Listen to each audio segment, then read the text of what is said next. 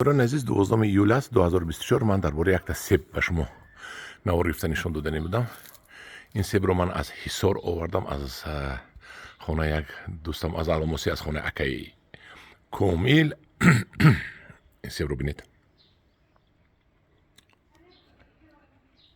این خشوگی سیب رو بینید، حالم این با خشو می شود. اینه حالا من از بالایش خم کردش نوده رو به شما نشان دادم، هم کلون هم بزیب هم بامزه باشد. این همون وعده چی گفتن سیبی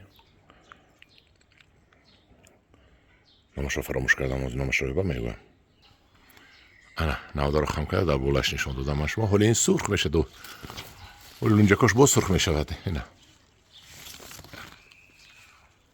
ببینید لونجکاش چه سرخ شدگی. حاضرش امسالش کم بستگی یک 10-15 دانه بستگی خیلی سیبم یاش است، پیوند 2-3 ساله هست. این نهایت سیبی زربده است.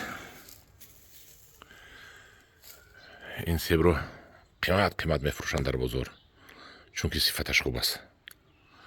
انا هم دیران عزیز سیبی حسن یوسف، نه حسن یوسف هم نباشد. این چی سیب است نامش فراموش کردم. خیلی سیب ده بهترین سیب در پناه خدا باشد.